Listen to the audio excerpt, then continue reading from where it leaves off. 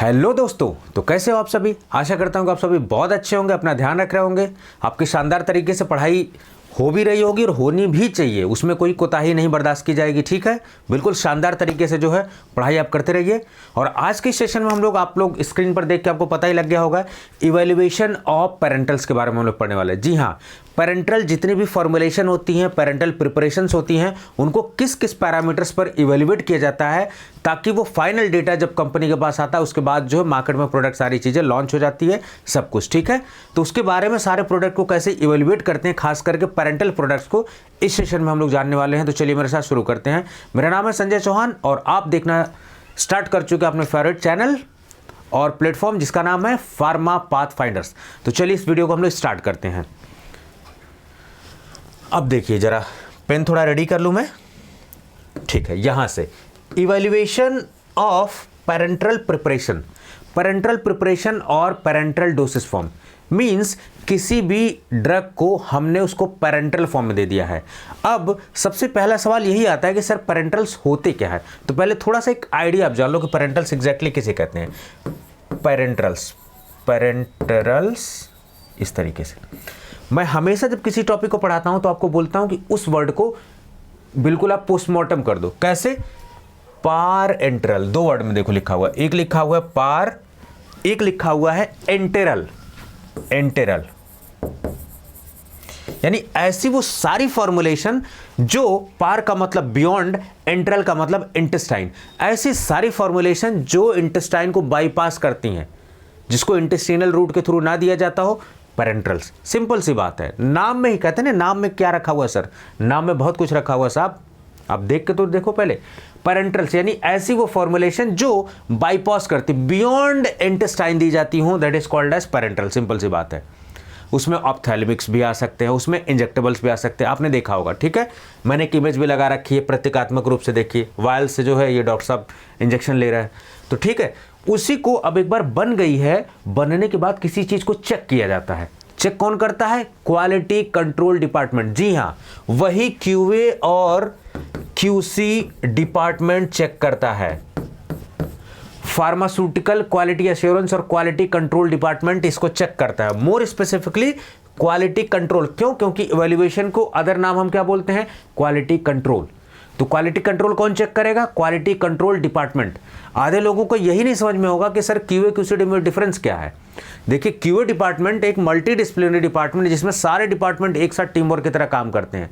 जैसे, अच्छा एक बात बताइए, मान लो आपको यूपीएससी में सेलेक्ट होना है, तो आप क्या करते हो?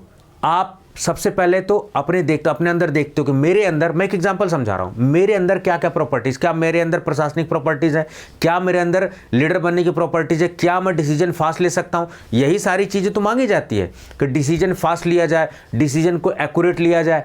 ठीक है, ये सारी एडमिनिस्ट्रेटिव क्वालिटीज आपके अंदर होनी चाहिए, आपके कम्युनिकेशन स्किल अच्छी होनी चाहिए, आप एक अच्छे वक्ता होने चाहिए ताकि आप जिस एरिया लोकेलिटी में काम कर रहे हो, ये सारी क्वालिटीज होंगी। फिर सिलेबस आप देखोगे, फिर उससे आपको औकात समझ में आएगी कि whether I can crack this examination not. फिर उसके बाद आप पढ़ाई करोगे, फिर उसके बाद टेस्ट करोगे उस चीज़ को, पढ़ाई को। ठीक है, कुछ क्वेश्चंस वगैरह लगाओगे। फिर क्या करते हो? आप प्री का एग्जाम देते हो, फिर मेंस में आता है, फिर इंटरव्यू देते हो, फिर मेडिकल होता है, तब जाके कहीं आप लिस्ट में फाइनल। यानी कि एक एक step, each and every baby step is going to be very important. ठीक है, बात समझ रहे हो?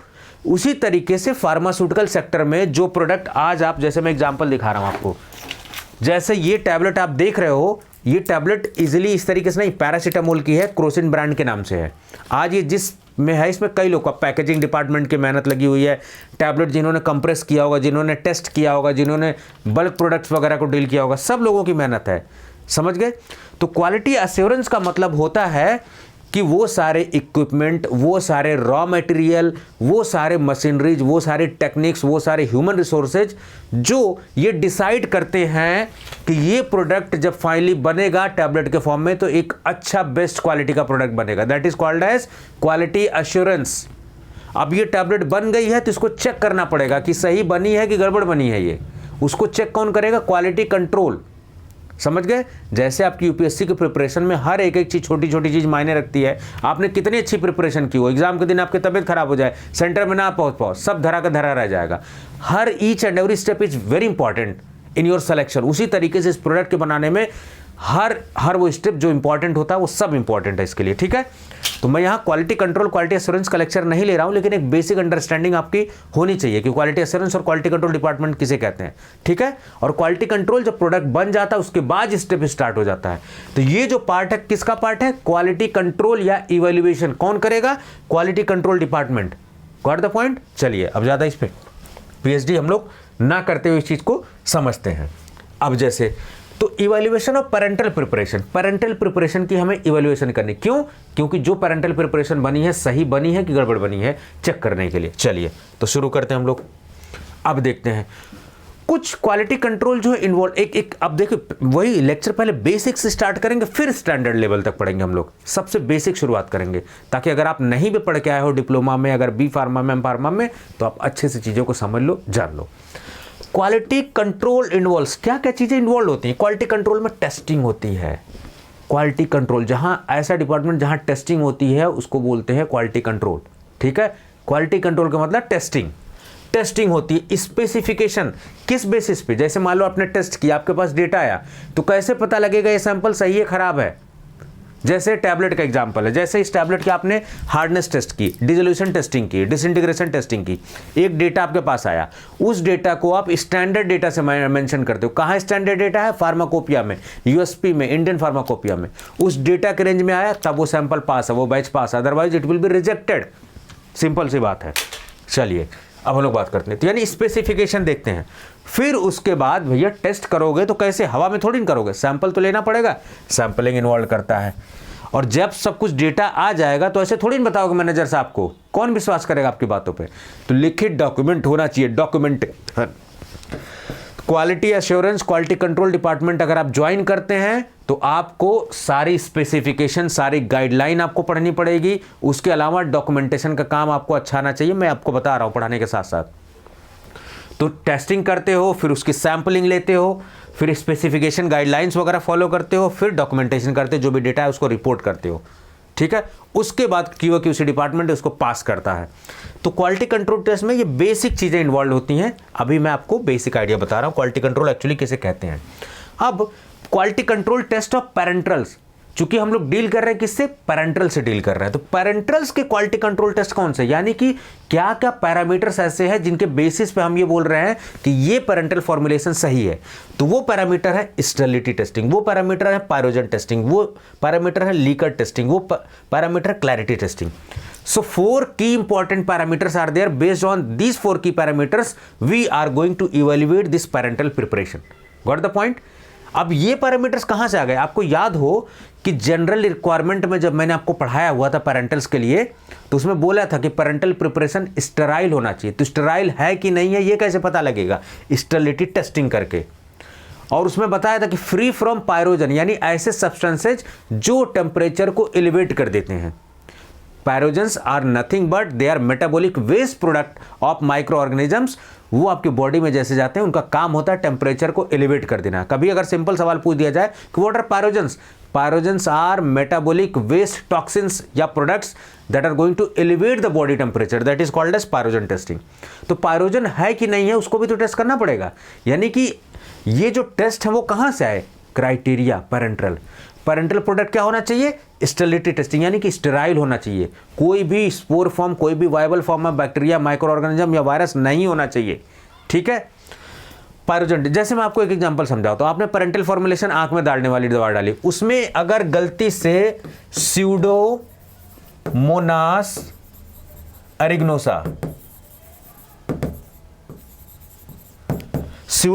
एरिग्नोसा अगर उसमें इंफेक्शन हो गया, इस बैक्टीरिया का पहुंच गया ये स्यूडोमोनास एरिग्नोसा, तो स्यूडोमोनास एरिग्नोसा क्या करेगा, आपकी आईज को, आपकी विजुअल जो इंपैक्ट है उसको कम कर देगा, ठीक है। चलो मैं दूसरे पेन से इसको लिख देता हूं जरा, एक सेकंड।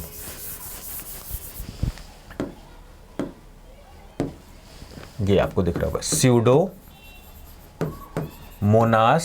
एरिग्नोसा। ये एक ऐसा माइक्रो ऑर्गेनिज्म है जो अगर गलती से आपने लापरवाही से पेरेंटल प्रिपरेशन खास करके ऑप्थेल्मिक बना दी और आंख में डाल रहे हो आप ठीक होने के लिए, लेकिन अगर गलती से उसमें पहुंच गया ये, तो आपको अंधा भी कर सकता है, permanently you can be blind. आपकी रोशनी धीरे धीरे चोरी होगी, फिर उसके बाद परमानेंटली विल बी ब्लाइंड। तो कितना बड़ा इंपैक्ट, यानी कि ये बैक्टीरिया नहीं जाना चाहिए। आंख में डाल रहे हो, आंख बहुत सेंसिटिव चीज है, कुछ भी नहीं आंख में जाना चाहिए, ठीक है। पेरेंटल, अब आंख में सोचो कि जो जो सॉल्यूशन आप डाल रहे हो अगर उसमें छोटे छोटे पार्टिकल्स हो तो आपकी आई इरिटेट होने लगेगी, खुजली मचने लगेगी, लाल लाल हो जाएगी, आंख खराब हो जाएगी आपकी, यानी पार्टिकुलेट मैटर से फ्री होना चाहिए। देखो तो क्लैरिटी टेस्टिंग, कोई पार्टिकुलेट मैटर नहीं होना चाहिए उसमें। जैसे आप सुनते हो ना कि प्रदूषण है तो आज PM 2.5 का, PM 5 का, PM 10 का, ये अलग अलग पार्टिकुलेट मैटर होते हैं। जो प्रदूषण वाला वो इंडिकेटर जो रोड पे लगा रहा था कि आज PM 2.5 300 है, 400 है, इस तरीके से सेंट्रल पोल्यूशन कंट्रोल बोर्ड जो जारी करता है, CPCB, ठीक है, डेटा। तो अब आते हैं हम लोग क्वालिटी कंट्रोल, यानी कि ये पैरामीटर्स कहाँ से आए? ये पैरामीटर आए आपके रिक्वायरमेंट से। आपकी रिक्वायरमेंट थी कि जो भी पेरेंटल प्रिपरेशन है स्टेराइल होना चाहिए। क्या? क्योंकि स्पोर फॉर्म, वायबल फॉर्म कोई बैक्टीरिया, माइक्रो ऑर्गेनिज्म का, वायरस का नहीं होना चाहिए, ठीक है, फ्री फ्रॉम स्पोर। इसलिए अब कैसे पता लगाएंगे? Sterility testing. तो इसलिए कौन सा पैरामीटर आ गया? स्टेरिलिटी टेस्टिंग, पहला पैरामीटर। उसमें हमने बात की थी कि it should free from the pyrogen. Pyrogen किसे कहते हैं अभी मैंने आपको बताया, तो पायरोजन से फ्री होना चाहिए। पायरोजन से फ्री कैसे होगा, कैसे पता लगेगा? पायरोजन टेस्टिंग करना पड़ेगा। तो लो जी, पायरोजन टेस्टिंग का पैरामीटर आ गया। अब आप जब एम्प्यूल्स वगैरह में, CC वगैरह में भर देते हो तो एक जगह से दूसरी जगह डिलीवर होता है। अगर लीक होगा तब, लीक होगा तो पेरेंटल प्रिपरेशन सारी बाहर आ जाएगी, ऊपर से गलती से बाहर के एनवायरनमेंट से एक्सपोजर हो जाएगा तो माइक्रो ऑर्गेनिज्म भी अंदर घुस सकता है। तो लीकेज टेस्टिंग भी हमें करनी होती। फिर क्लैरिटी टेस्टिंग, कोई पार्टिकल वर्टिकल तो नहीं है, पार्टिकुलेट मैटर मॉनिटरिंग करते हैं हम लोग, समझ गए। तो ये 4 पैरामीटर्स हैं, इन बेसिस पे हम लोग पेरेंटल्स को इवेल्युएट करते हैं, इन चारों पैरामीटर्स के ऊपर पे एक एक करके लेट्स डिस्कस। चलिए अब sterility testing, the first very beginning parameter is sterility testing. Sterile, किसको स्टेरिलिटी टेस्टिंग या स्टेराइल क्यों कहते हैं? स्टेरिलिटी मीन्स क्या? वो स्टेरिलिटी नहीं जो मेल्स फीमेल्स वाला बांझपन वाला है, यहां पर अलग स्टेरिलिटी का सेंस है, ठीक है। Sterility means complete absence, complete, कुछ नहीं होना चाहिए, एक भी नहीं होना चाहिए, absence of viable micro organisms या स्पोर फॉर्म, ये याद रखिए, बिल्कुल भी नहीं होना चाहिए, totally complete removal should be there. चलिए अब स्टेरिलिटी टेस्टिंग करते क्यों है, इसका मकसद क्या है? तो देखो लिखा हुआ है done to remove the viable और spore form of microorganism from the formulation. बिल्कुल भी नहीं होना चाहिए। स्यूडोमोनास एरिग्नोसा का एग्जांपल बताया, आंख में डाले ले डूबेगा आंख वाक सब आपकी, इसलिए फ्री होना चाहिए, इतना कंसिक्वेंस होता है इसका, ठीक है। चलो, जैसे जो भी प्रोडक्ट स्टेराइल होता है उस पर लेबल करना जरूरी होता है कि ये प्रोडक्ट स्टेराइल है, और जब स्टेराइल आपने लिख दिया इसका मतलब आपको पास करना पड़ेगा, आपको प्रूफ करना पड़ेगा कि whether the product you are supplying that is sterile, that is free from viable form of micro organisms. Got the point? चलिए स्टेरिलिटी टेस्टिंग थोड़ा सा है, अभी देखते हैं कैसे करते कैसे हैं एग्जैक्टली, वो सारी चीजें हम लोग देखते हैं। जगह मकसद क्या होता है इसका?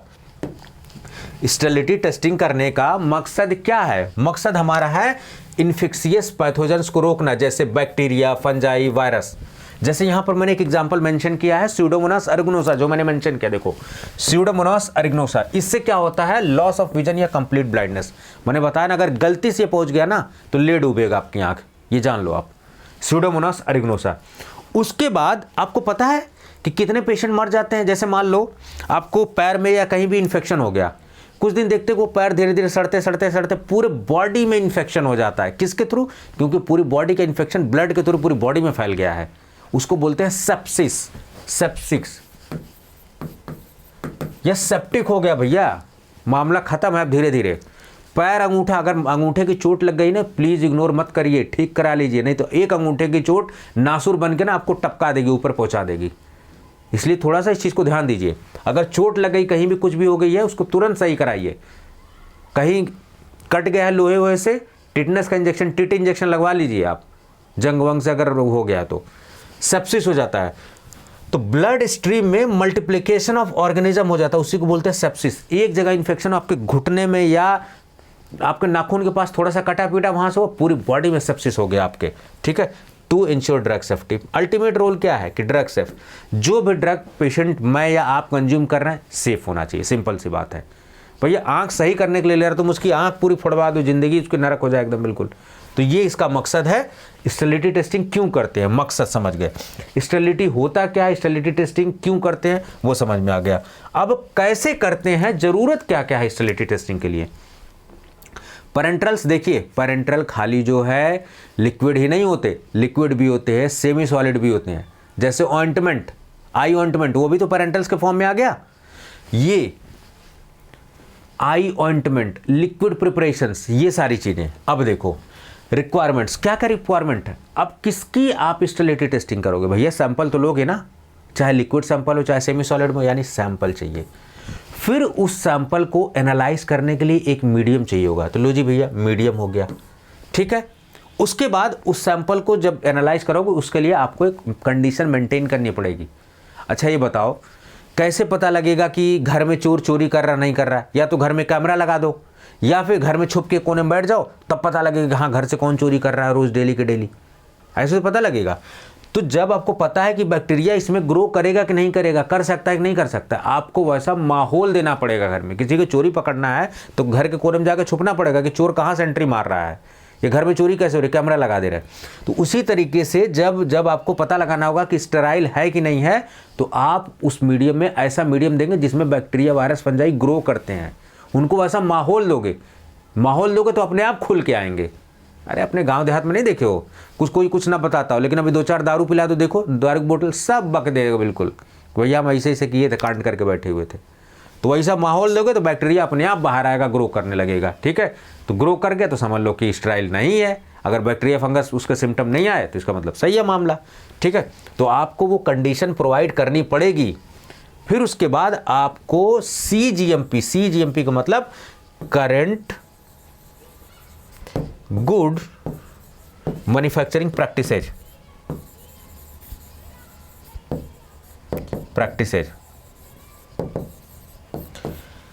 करंट गुड मैन्युफैक्चरिंग प्रैक्टिसेज, जिसको बोलते हैं हम लोग CGMP फॉलो करना पड़ेगा। फिर उसके बाद जो बंदा करेगा उसको ट्रेनिंग भी तो दोगे।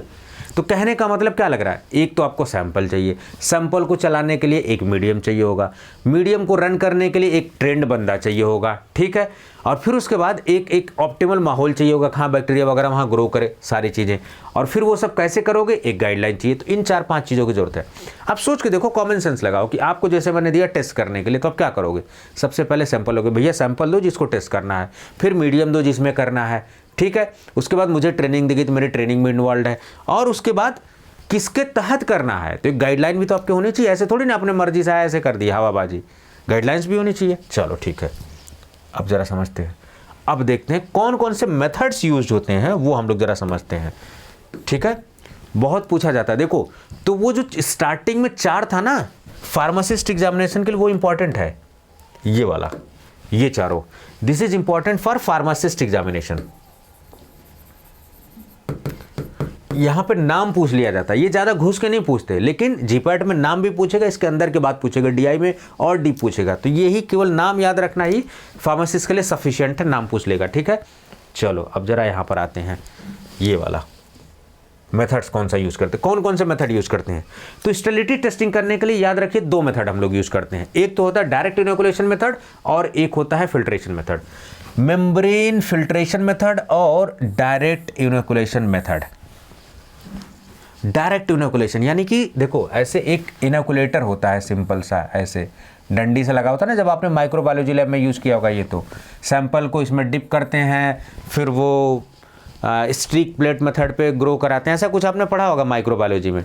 ऐसे प्लेट आपने देखा होगा, पेट्री डिस्क, उसमें बैक्टीरिया इस तरीके से डॉटेड आपको दिखता है, ऐसे ऐसे ऐसे स्ट्रीक मेथड यूज़ करते हो आप, ठीक है।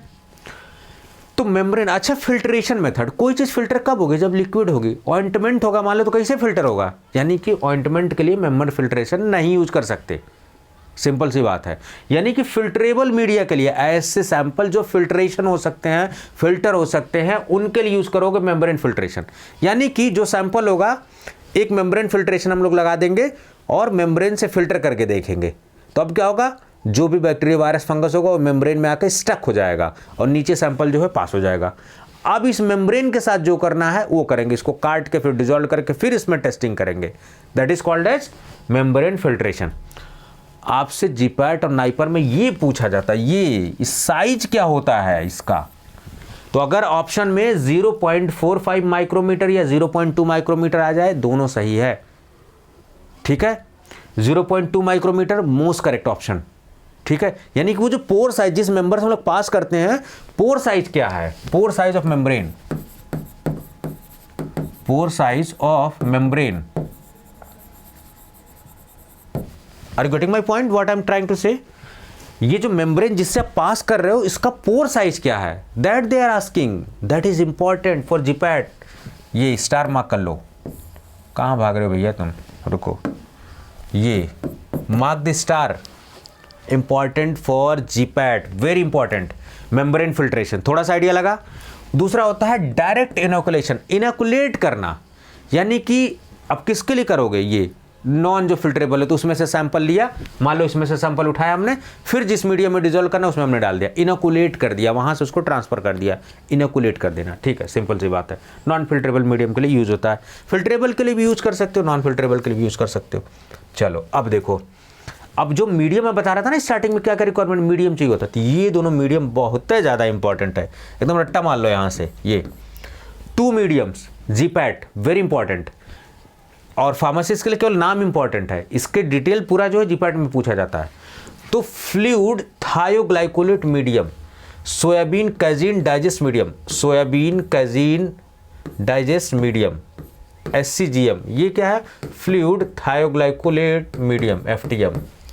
कभी मैं FTM शॉर्टकट में लिखूँ तो आप समझ जाना, फ्लूइड थायोग्लाइकोलेट मीडियम और soybean casein digest medium, 2 medium use किए जाते हैं। 2 बार बोलिए, ये fluid thioglycollate medium, soybean casein digest medium, ठीक है, ये 2 मीडियम यूज किए जाते हैं, ये मीडियम यूज्ड, 2 मीडियम यूज किए जाते हैं, इंपॉर्टेंट याद रखना। चलो अब जरा देखते हैं, अब पहला मेथड कौन सा था, फिल्ट्रेशन मेथड, दूसरा कौन सा मैंने बताया था, डायरेक्ट इनोकुलेशन। पहला दूसरा आपके हिसाब से भी कर सकते हो। Direct inoculation method, filtration non filtration दोनों के लिए यूज कर सकते हो, ठीक है। डायरेक्ट इनोकुलेशन मेथड, तो डायरेक्ट इनोकुलेशन मेथड में मान लो कोई दवा का आपका सैंपल है, तो हमने क्या किया, सबसे पहले सैंपल लिया, फिर मीडियम लिया, ठीक है। सैंपल और मीडियम को दोनों को लेके 2 टेस्ट ट्यूब में हमने ले लिया, ठीक है, सैंपल और मीडियम को ले लिया। फिर उसके बाद मैंने कहा ना, अब उसको एक ऑप्टिमल कंडीशन चाहिए ग्रो करने के लिए, है कि नहीं है वो, ठीक है। फिर कंट्रोल्ड इन्वायरमेंट, कंट्रोल्ड इन्वायरमेंट का मतलब प्रॉपर टेम्परेचर देंगे, वो टेम्परेचर जिस टेम्परेचर में माइक्रो ऑर्गेनिज्म ग्रो करता है, यानी उसको किस में करते हैं, इनक्यूबेटर में करते हैं, इनक्यूबेटर, और इस प्रोसेस को बोलते हैं इनक्यूबेशन। मेरे ख्याल से आप चीजों को समझ रहे होगे, ठीक है, इनक्यूबेटर या इनक्यूबेशन, ठीक है। चलो अंडर एसेप्टिक कंडीशन, पहले से उसमें कुल नहीं होगा ग्रोथ हो रही, ये सब चीजें जान लेना। 14 दिन के लिए इंक्यूबेट करते हैं, फिर उसके बाद देखते हैं कि ग्रोथ हुआ कि नहीं हुआ। ग्रोथ हो गया, क्योंकि खाना पानी आपने उसके हिसाब से दे दिया है, अगर उसमें माइक्रो ऑर्गेनिज्म होगा तो बाहर आ जाएगा बिल्कुल ऐसे मुंह बा क्या, और नहीं होगा तो नहीं होगा, ठीक है। ये ग्रोथ को देखेंगे, समझ गए। चलो डायरेक्ट इनोकुलेशन मेथड। अब मेम्ब्रेन फिल्ट्रेशन कैसे करते हैं, जाहिर सी बात है कि इस तरीके से फिल्टर करेंगे। अब मेम्ब्रेन जो होगी उससे फिल्टर करेंगे, किसको, सैंपल को। फिल्टर कौन सा होगा, फिल्टरेबल सैंपल, ऑइंटमेंट को फिल्टर नहीं कर सकते, फिल्टरेबल सैंपल। तो जैसे फिल्टर करोगे तो मेम्ब्रेन को कट कर लोगे into 2 halves and 1 half is placed in the 2 test tube containing medium. ये देखो लिखा हुआ है, cuts into 2 halves and 1 half is placed in the इतना। अब भैया जब इसको इसी पे तो रिटेन हुआ है माइक्रो ऑर्गेनिज्म बैक्टीरिया, क्योंकि उसमें फंस गया है। अब आप कहोगे गुरुजी ये 0.22 या 0.45 माइक्रोमीटर कैसे आपने ले लिया, क्योंकि ज्यादातर माइक्रो ऑर्गेनिज्म की जो रेंज है वो इसी के रेंज में है, वो फिल्टर हो जाते हैं, लेकिन कभी कभी पास हो जाते हैं, ये इतने खतरनाक होते हैं, इससे भी माइन्यूट आ गए हैं। तो ये रेंज इसलिए डिसाइड की क्योंकि माइक्रो ऑर्गेनिज्म इसी के रेंज में करीब ये वो करते हैं, लाई करते हैं, ठीक है। चलो फिर no visual evidence of the microbial growth in culture medium देखेंगे। अगर कोई ग्रोथ हो गया तो गड़बड़ा मामला, नहीं होना चाहिए, एविडेंस नहीं होना चाहिए, सिंपल सी बात है, समझ लो। चलो अब जरा देखते हैं, अब कौन सा मेथड होगा? पहला मेथड हमने स्टेरिलिटी टेस्टिंग, स्टेरिलिटी टेस्टिंग पता लगे कौन सा मेथड यूज किया? डायरेक्ट इनोकुलेशन मेथड यूज किया। और कौन सा? Membrane filtration. Membrane filtration 0.22 micrometer या 0.45 माइक्रोमीटर पूछा जाता है, एकदम डीएनए में घुसा लो, ठीक है। पायरोजन टेस्टिंग, अब कहोगे साहब सबसे पहले पायरोजन तो बताओ, क्यों टेस्ट करना पायरोजन? तो पायरोजन मैंने देखो यहां लिखा हुआ, पायरोजन आर प्रोडक्ट, बल्कि बाई प्रोडक्ट बोलेंगे, उनके मेटाबॉलिक वेस्ट होते हैं जिसको मेटाबॉलिज्म के बाद बनते हैं माइक्रोऑर्गेनिज्म, खास करके ग्राम निगेटिव बैक्टीरिया। ज्यादातर अगर ऑप्शन में आ जाए कि पायरोजन का काम ग्राम निगेटिव काम करते हैं gram positive, gram negative will be most correct answer. Pharmacist वाले ध्यान दें, ग्राम निगेटिव बैक्टीरिया मोस्टली पायरोजन्स की तरह काम करते हैं, इस बात को आपको समझना पड़ेगा। ये देखो, ये मेटाबॉलिक वेस्ट प्रोडक्ट है इनका, पोटी साइन का देखो, ये ऐसे ये सबसे फालतू की चीजें वेस्ट प्रोडक्ट है, these are metabolic waste product. सोचो इनका वेस्ट प्रोडक्ट भी खतरनाक है, ठीक है। चलो केमिकली अगर पूछ दे तो केमिकली दे आर लाइपोपॉलीसेकेराइड, ये लिख लीजिए, जीपैड के लिए इंपॉर्टेंट है। Chemically they are lipopolysaccharides, lipopolysaccharide heat stable होते हैं and capable of passing through bacteria retentive filter. अरे बाप रे, ये तो बहुत खतरनाक है, इतने ससुर खतरनाक है ये पायरोजन, तो पास हो जा रहे हैं फिल्टर से भी। तो यानी फिल्ट्रेशन मेथड वाला तो मामला गड़बड़ हो गया, डायरेक्ट इनोकुलेशन अप्लाई करके देखना पड़ेगा, ये तो पास हो जा रहे हैं, ठीक है। Presence of pyrogenic substance is determined by a qualitative biological test based on fever response of rabbits.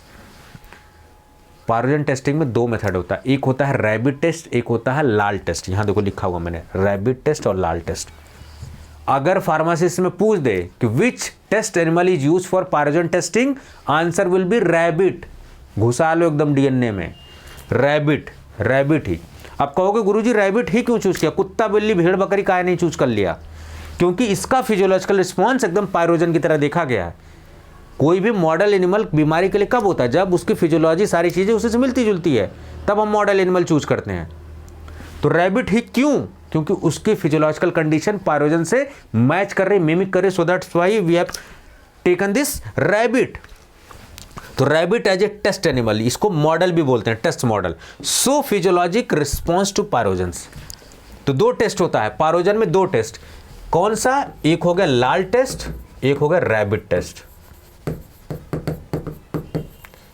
यानी कि सैंपल को उस रैबिट ऑबिट में देंगे, उसके बाद टेम्परेचर का रिस्पॉन्स देखेंगे, लाल टेस्ट में भी देखेंगे, ठीक है।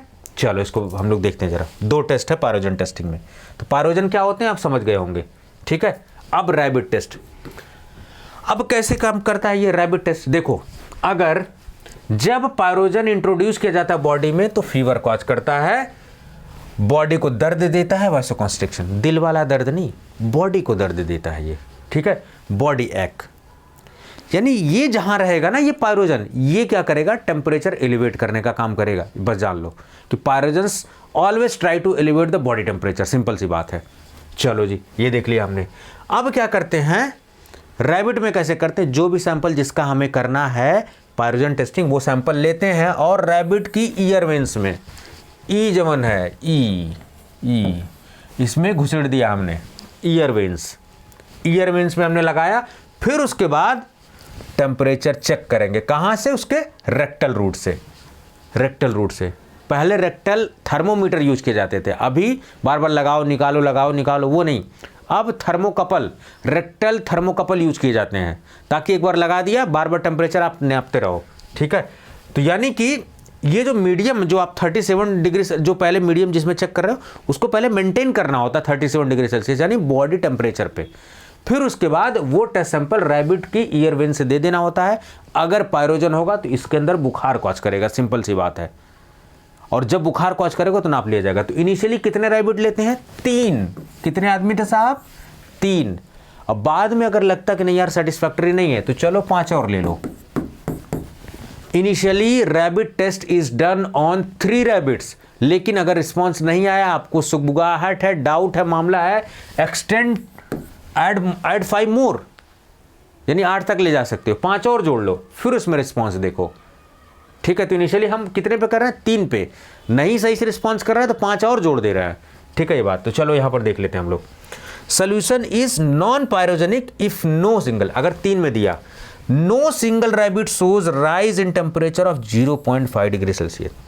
3 रैबिट में से कोई भी रैबिट 0.5 डिग्री सेल्सियस का इंक्रीज टेम्परेचर नहीं दिखाना चाहिए, समझ जाओ, तब हम उसको बोलेंगे नॉन पायरोजेनिक। लेकिन अगर कुछ गड़बड़ लगता है, कुछ शक शुबा लगता है, तो एडिशनल 5 रैबिट और ले लेते हैं।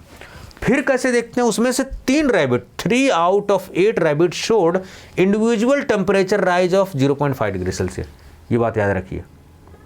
यहां क्या लिखा हुआ है, नॉन पायरोजेनिक। कब नॉन पायरोजेनिक होगा, when more than 3 of the 8 rabbit showed non individual temperature rise of 0.5 degree Celsius.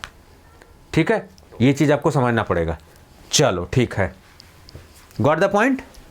अब रैबिट, अब लाल टेस्ट पढ़ते हैं। लाल टेस्ट क्या है, तो इसमें थोड़ा सा एक और चीज देख लेते हैं। ये देखो कितना प्यारा सा यार, मतलब कितना क्यूट सा है, ये देखो गोले मोले सा बिल्कुल, ये देखो।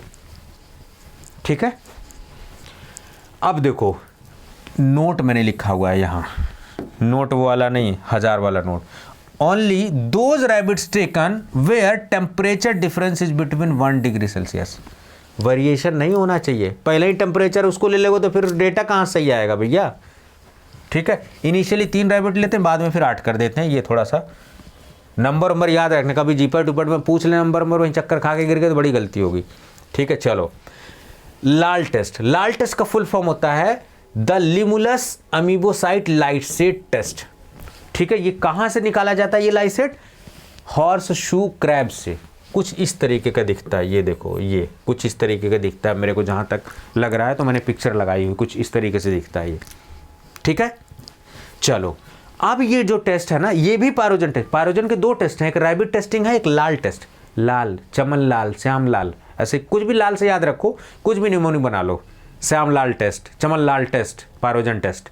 पायरोजन में चमन लाल टेस्ट, श्याम लाल टेस्ट। तो LAL test, LAL test is associated with pyrogen. ठीक है, चलो न्यूमोनिक्स बना लो अपने के लिए, कोई दिक्कत वाली बात नहीं। ये देखा गया है कि 5 से 10 टाइम्स मोर सेंसिटिव होते हैं देन रैबिट टेस्ट, इसको प्रेफर किया जाता है।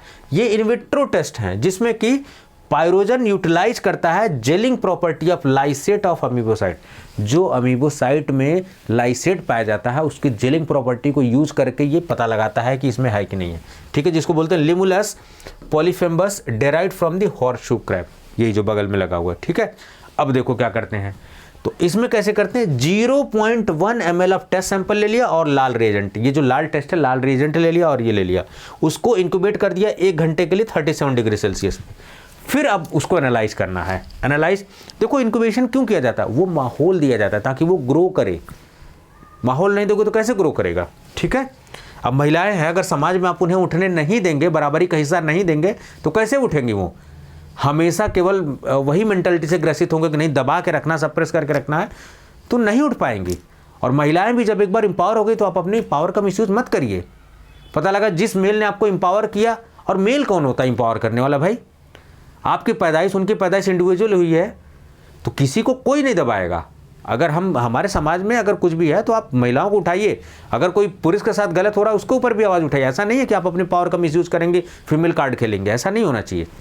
तो मैं सिंपल यहाँ बताना चाह रहा हूँ कि कोई भी हो, चाहे डेली लाइफ में मेल हो चाहे फीमेल हो, उनको डेवलपमेंट की अपॉर्चुनिटी इक्वल मिलनी चाहिए। There should be equal opportunity, चाहे वो कर पाए ना कर पाए। जैसे सेना की बात हो रही थी, सेना में देखो महिलाएं आजकल हैं, महिलाएं कितना मतलब झंडे गाड़ रही हैं, वो एक से एक बड़े चीज़, इतने कारनामे कर रही हैं जो शायद मेल्स ना कर पाएँ। ठीक है, incubation of 0.1 hour at 37 degree Celsius, और मिक्सचर को एनालाइज कर दिया जाएगा प्रेजेंस ऑफ जेल क्लॉट। अगर जेल क्लॉट बन गया तो समझ लो कि कुछ गड़बड़ है, मामला कुछ गड़बड़ है देगा। ठीक है, चलो अब लाल टेस्ट पॉजिटिव होता है अगर इंडिकेट करता है प्रेजेंस ऑफ एंडोटॉक्सिन। ठीक है, चलो ठीक है, लाल टेस्ट, श्याम लाल, राम लाल, जो भी रखना हो, लाल टेस्ट किससे पर रिलेटेड है, पायरोजन टेस्टिंग से। अगला टेस्ट कौन सा है, हमने कब तक कितना देख लिया, स्टेरिलिटी टेस्टिंग और पायरोजन टेस्टिंग। स्टेरिलिटी टेस्टिंग में 2 method, direct inoculation method, membrane filtration method. और पिछला टेस्ट हमने कौन सा देखा, पायरोजन टेस्टिंग। पायरोजन में 2 टेस्ट, रैबिट टेस्ट और लाल टेस्ट। ठीक है, चलो ठीक है, अब देखते हैं लीकर टेस्ट। ये जो एम्प्यूल आपने बनाया हुआ है ये पुल मेथड से बनता है, पुल मेथड। अब कहोगे गुरुजी ये क्या है, चलो अच्छा आपको दिखाते हैं जरा कैसे एम्प्यूल सील होता है, आपको दिखाते हैं। पहले 1 मिनट दो जरा, थोड़ा वीडियो लंबी हो जाएगी लेकिन दिखाना ज़रूरी है। मैं यूट्यूब खोलता हूँ, ठीक है।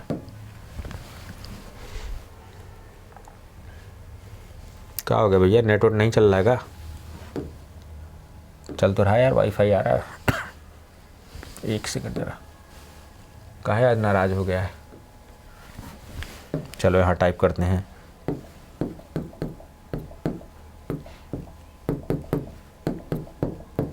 एम्प्यूल सीलिंग कैसे होती है वो ज़रा देखते हैं। चलो अच्छा ये देखते हैं ज़रा, पुल करके। भाई साहब ये आईडी पूरा देने लगे एकदम बकायदे, कभी कभी दिमाग खराब हो जाता है।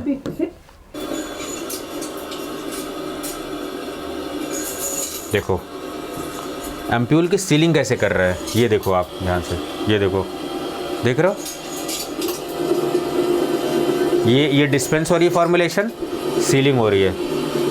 फ्लेम, लैब में आप होंगे ना तो आप फ्लेम आपने यूज़ किया होगा, फ्लेम करके ऐसे खींच देते हैं उसकी, बिल्कुल।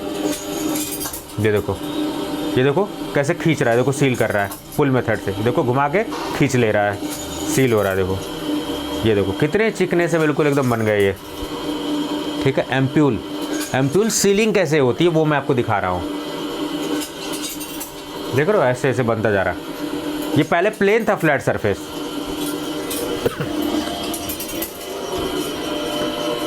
चलो अब हम लोग आते हैं अपने मुद्दे पे।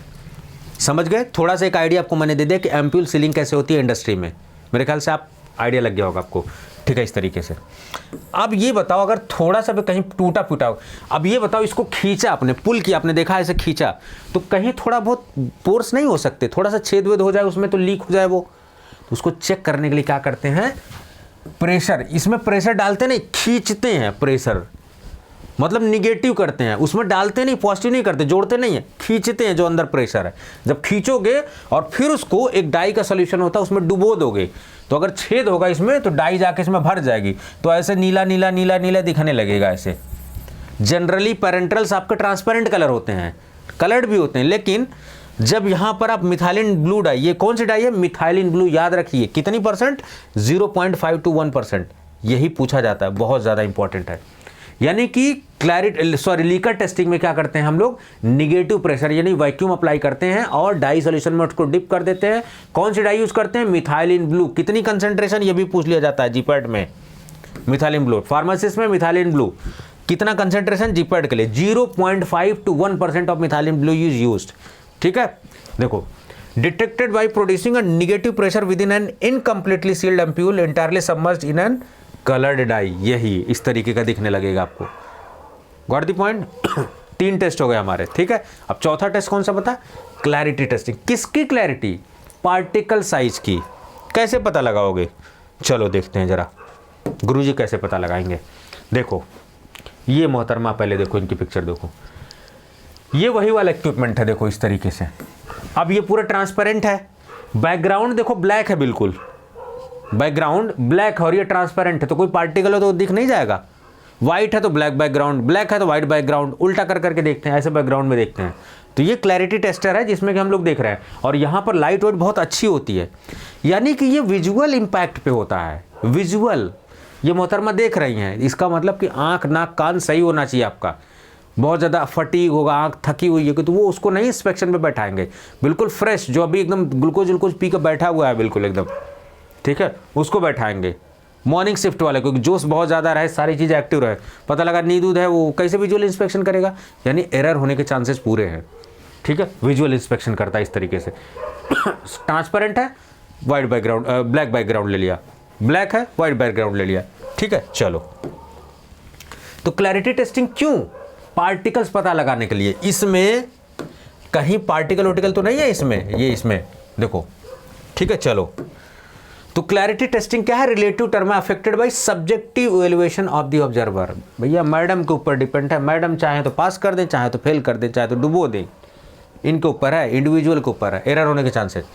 अब कैसे पता लगता है, ये कैसे आइडिया लगाते हैं, कोई पार्टिकल होगा तो रिफ्रैक्शन लाइट वेट को डिस्ट्रैक्ट करेगा ना, तो देखो, use the principle of light scattering. कभी पूछ दे कौन सा प्रिंसिपल यूज होता है, light scattering, light absorption, electrical resistance, किसको, पार्टिकल काउंट को और साइज डिस्ट्रीब्यूशन। एक इक्विपमेंट है कॉल्टर काउंटर मेथड, साइज भी नापता है, वॉल्यूम भी नापता है। ये सवाल पूछा गया है, ठीक है, फार्मासिस्ट के एग्जामिनेशन में ESIG में, कॉल्टर काउंटर मेथड, ठीक है। तो visual inspection of A product container is usually done by a individual human लिख दिया है, human inspection under a good light. भैया चौनिया जाएगा, लाइट वेट थोड़ी सही होना चाहिए। Viewed against black and white background, black sample है, वाइट बैकग्राउंड, वाइट सैंपल है, ब्लैक बैकग्राउंड, लो जी, ठीक है, वही ट्रांसपेरेंट। अब देखो क्राइटेरिया क्या है, यूएसपी कहता है कि अगर लार्ज वॉल्यूम इन्फ्यूजन है, वो ग्लूकोज डेक्सट्रोज वाली बॉटल है बड़की बड़की, तो उसमें limit of 50 particle of 10 micrometer, 10 micrometer, PM बता रहे मैंने, PM 2.5, PM5, PM10 particulate matter इस रेंज में होते हैं। तो 10 माइक्रोमीटर के 50 पार्टिकल होना चाहिए, कितने में, पर ml, 1 ml में 10 माइक्रोमीटर के 50 पार्टिकल अलाउड है, या फिर 25 माइक्रोमीटर के 5 पार्टिकल अलाउड हैं 1 ml में, यूएसपी के अकॉर्डिंग, ठीक है। DI के लिए पूछेगा इतना घुस के, ठीक है, फार्मासिस्ट के लिए नहीं, उनकी औकात है, इतने पूछेंगे, मतलब आपके औकात की बात नहीं कर रहा हूँ, फार्मासिस्ट जो एग्जाम क्वेश्चन बनाते हैं उनकी बात कर रहा हूँ, ठीक है। इस तरीके से ये देखो टेस्टर है पूरा बाकायदा, इसमें लाइट वाइट होती है, देखो वाइट बैकग्राउंड लगा हुआ है, ये बगल में ब्लैक बैकग्राउंड लगा हुआ है, सब कुछ टेस्ट है बिल्कुल, ठीक है, क्लैरिटी टेस्टर। चलो, इसी को बोलते हैं पार्टिकुलेट मैटर मॉनिटरिंग। अब पार्टिकुलेट मैटर मॉनिटरिंग करनी क्यों जरूरी है भैया? आंख में सोचो अगर चला गया तो कितनी दिक्कत करेगा, आपके नस में अगर चला गया ब्लॉक कर देगा वेन्स आपकी। ठीक होने के लिए आपने इंजेक्शन लगवाया, पता लगा निकल लिया ऊपर, ठीक है। क्या क्या सोर्सेज, जैसे फाइबर हो सकते हैं। अभी जैसे मैं बात यहाँ मैं जब रिकॉर्ड कर रहा हूँ वीडियो, खांसी क्यों आ रही है, क्योंकि हो सकता है इंटरनल पॉल्यूशन हो, बहुत सारे फाइबर्स हों, मैंने पैंट पहना, शर्ट पहना, ऐसे झाड़ दिया मैंने शर्ट, तो बहुत सारे पार्टिकल्स इसमें से फाइबर्स निकलने लगे, डस्ट, सिलिकॉन, प्रोटीन एग्लोमरेट्स, ये सारे प्रोटीन एग्लोमरेट्स फॉर्मुलेशन में पाए जाएंगे, ठीक है। बहुत सारे टेक्निक, वो हमने एक तो टेक्निक यूज़ कर ली, एक माइक्रोस्कोपिक टेक्निक हम लोग यूज़ करते हैं, जैसे लाइट माइक्रोस्कोप यूज़ करते हैं, इलेक्ट्रॉन माइक्रोस्कोप करते हैं, इलेक्ट्रॉनिक स्कैनिंग इलेक्ट्रॉन, SEM-TEM जिसको बोलते हैं, नैनो पार्टिकल का पार्टिकल साइज वाइज इसी से निकालते हैं SEM-TEM से, और लाइट ऑब्सक्योरेशन मेथड, वही लाइट ऑब्सक्योरेशन मेथड जो आपको बताया मैडम मोहतरमा कर रही थी, ठीक है। चलो, अब ये कुछ है, इसको रटने की जरूरत नहीं, एक आइडिया देने के लिए मैंने दे दिया है कि किस तरीके से, जब आप पेरेंटल वॉल्यूम, कोई small volume parental, large volume है, स्मॉल वॉल्यूम कब बोलते हैं, जब 100 से नीचे होता है, 100 नीचे, 100 से ज़्यादा को लार्ज वॉल्यूम बोलते हैं। तो लाइट ऑब्सक्योर मेथड में देखो ये वाला पार्टिकल अलाउड है इतना इतना, ये सारी थोड़ी सी देख लेना आप वीडियो को पॉज करके, ठीक है। ये ज़्यादा इंपॉर्टेंट नहीं है, फिर भी आपकी संतुष्टि के लिए मैंने दे दिया है, ताकि DIY का एग्जाम दो आप तो कहीं लटको पटको ना। So thank you so much, देखिए कितना प्यारा सा मैंने थैंक यू लिखा आपके लिए। तो मेरे ख्याल से चीज़ें आपकी क्लियर होगी। मैंने एक एक चीज़ें बहुत बेसिक से शुरुआत की, बहुत स्टैंडर्ड तक ले गया आपको, ठीक है। तो जिससे आप फार्मासिस्ट DI कोई भी एग्जाम देना चाहे आराम से क्रैक कर सकते हैं, ठीक है। मेरा ऐसा मानना, देखिए डिप्लोमा वाले भी जुड़े हुए हैं, थोड़ा सा उनको स्टैंडर्ड लग सकता है, लेकिन कहीं ना कहीं आपको स्टैंडर्ड भाई साहब बढ़ाना पड़ेगा, क्योंकि अब एग्जामिनेशन वो नहीं रह गया है। फार्मासिस्ट के लिए डिप्लोमा बी फार्मा दो एलिजिबल है, M-Pharma वाले लोग बैठते हैं, सोचो M-Pharma तो M-Pharma, चलो M-Pharma वाले तो थोड़ी बहुत सारा आ जाए, और जो PhD के उनको तो एकदम बिल्कुल समझ लो खत्म है मामला, इतनी बेरोजगारी है। तो PhD वाले बैठ रहे हैं, पेपर दे रहे हैं, फार्मासिस्ट का एग्जामिनेशन दे रहे हैं, इतनी बेरोजगारी है, और M-Pharma भी बैठ रहे हैं, सोचो। मतलब M-Pharma आप किए हो तो कम से कम कुछ अच्छा करते यार। मैं ये नहीं कह रहा हूँ कि फार्मासिस्ट अच्छा नहीं है, लेकिन आप बहुत अच्छा कर सकते थे रिसर्च फील्ड में सारी चीज़ें, ठीक है। सब लोग फार्मासिस्ट ही बन जाएंगे, सब DI बन जाएंगे, तो रिसर्च कौन करेगा, ठीक है। तो अगर आपकी हायर क्वालिफिकेशन है, आप डॉक्टरेट रिसर्च उसमें जाते हैं, तो जाइए आप वहाँ पर, ठीक है। मैं डिमोरलाइज नहीं कर रहा हूँ, बेरोजगारी इस लेवल तक है कि PhD वाले भी भर रहे हैं फार्मासिस्ट का पेपर, कोई बात नहीं है। इंडिया में राइट है, हमारे कॉन्स्टिट्यूशन ने राइट दिया है आपको, आप जो भी कर सकते हैं, स्वतंत्र हैं, लेकिन आपको सोचना चाहिए कि जो B-Pharma डिप्लोमा हैं उनको तो एटलीस्ट मौका दो, वो तो अपना करें काम। तो लेक्चर इस तरीके से डिज़ाइन किया गया है, क्योंकि बहुत सारे B-Pharma के बच्चे जो फार्मासिस्ट की तैयारी देना है, वो DI की भी तैयारी कर रहे हैं, GPAT की भी तैयारी कर रहे हैं, और जो GPAT की तैयारी कर रहे हैं वो फार्मासिस्ट की भी तैयारी कर रहा है, और भी। तो इसलिए इस तरीके से लेक्चर को मैंने डिज़ाइन किया कि आपको फ़ायदा मिले, ठीक है। मैं खुद चाहता हूँ कि आपको लेक्चर का फ़ायदा मिले, बेनिफिट मिले हर चीज़ का। तो चलिए इसी बात के साथ, इसी वादे के साथ कि फिर नेक्स्ट लेक्चर में मिलेंगे हम लोग। बाकी अगर कहीं कुछ ज़्यादा बोल दिया हो तो उसके लिए सॉरी, ठीक है।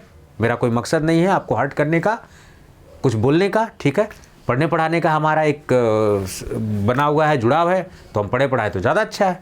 तो चलिए इसी बात के साथ कि नेक्स्ट लेक्चर में हम लोग मिलेंगे। अपना ध्यान रखिए, हंसते रहिए, स्वस्थ रहिए, मुस्कुराते रहिए। नमस्कार।